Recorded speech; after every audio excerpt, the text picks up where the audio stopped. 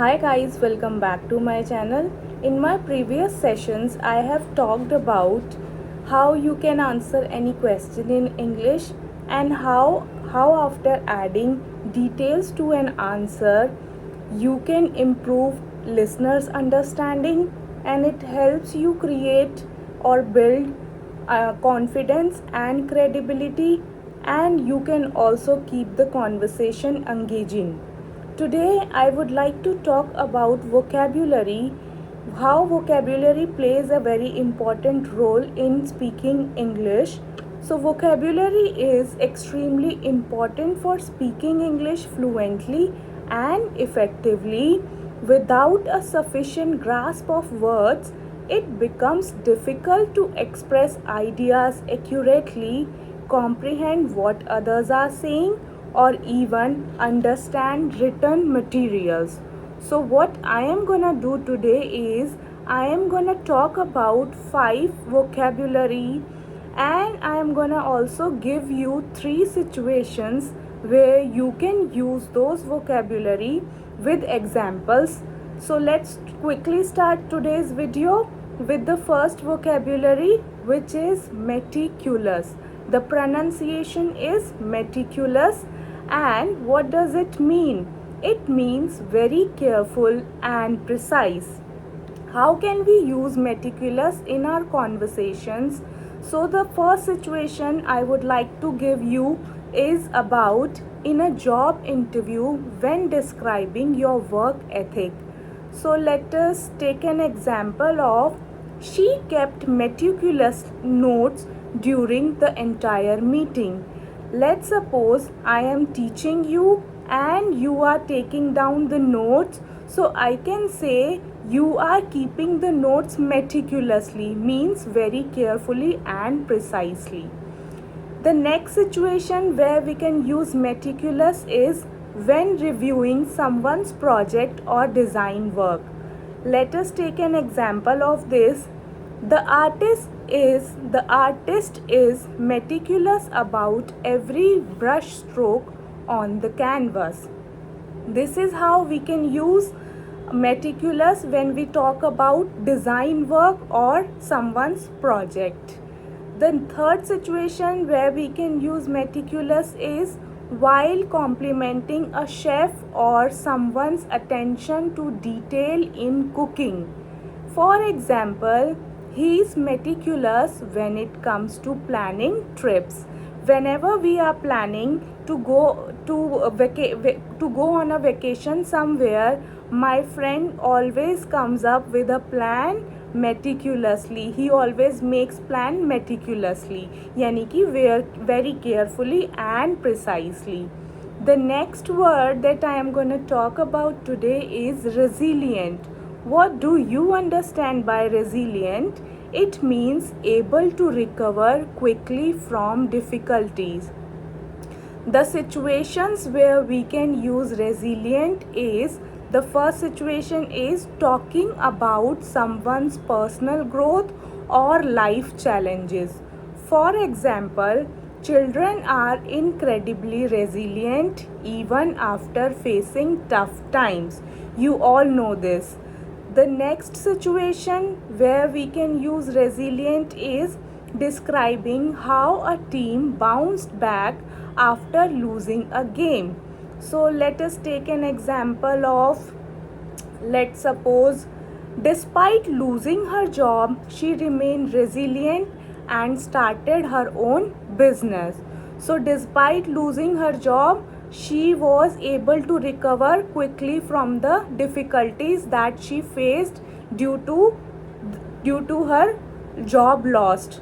So, and what she did was she started her own business. So we used here resilient. The third situation where we can use resilient is while motivating someone who is going through a hard time. So let us take an example. The human body is more resilient than we often realize. So human body is able to recover quickly from the difficulties than we often realize. We have covered 2 vocabulary.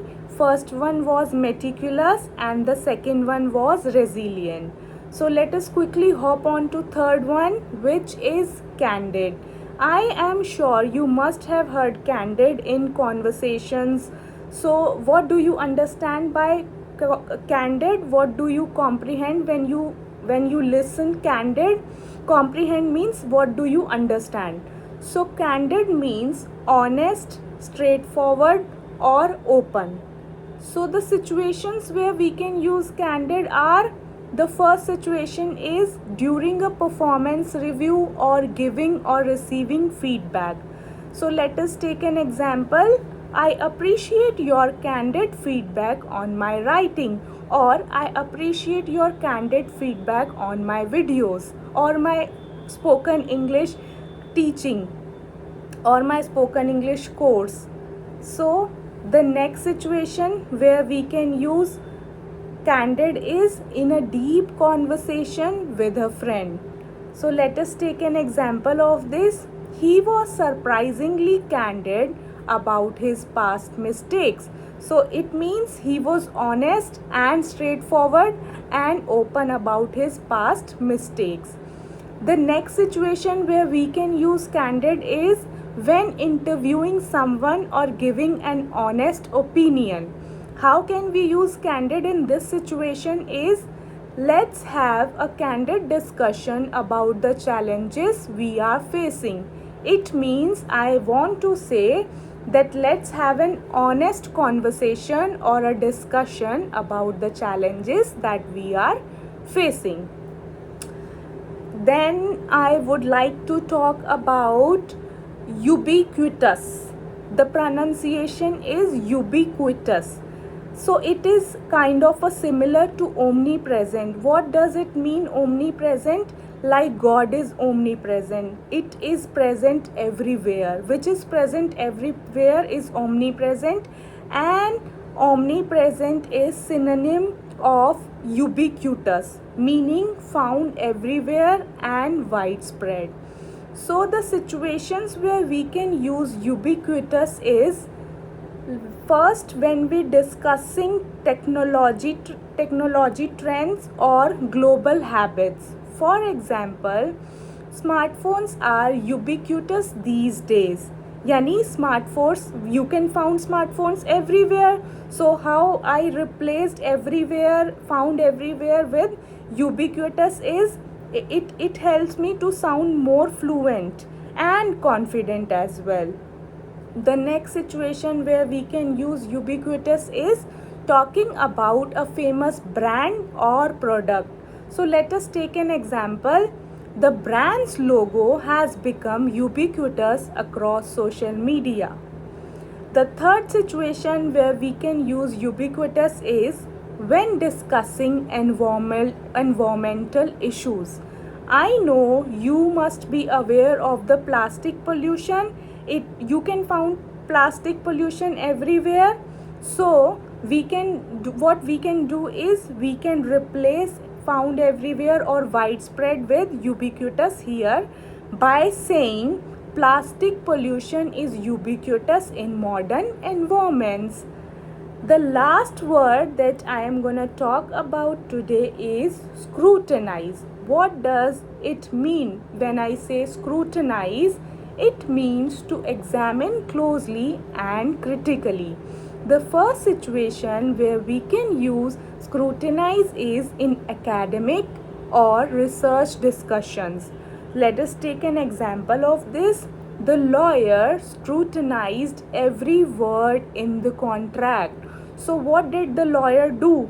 The lawyer examined closely and critically every word in the contract. The second situation where we can use scrutinize is during business meetings or financial reviews. So let us take an example of this. Investors are scrutinizing the company's financial performance. So what does it mean when I say investors are scrutinizing? It means they examine closely and critically the company's financial performance, how the company is performing whether it is making profits or losses, it is the best decision to invest in the organization or company or not. So what they did was, investors scrutinize the company's financial performance to decide to invest or not to invest. The third situation where we can use scrutinize is when advising someone to look carefully at details before acting. For example, you need to scrutinize the data before making a decision. What does it mean when I say you need to scrutinize the data before making a decision? That you need to look closely, examine closely before making any decision. Guys, I hope you found this video helpful, and I have tried my best to make you understand how you can replace or how you can use advanced vocabulary to sound more fluent or confident. Hope you enjoyed this session. If you find my videos helpful, please like, share and subscribe my channel. Thank you for watching.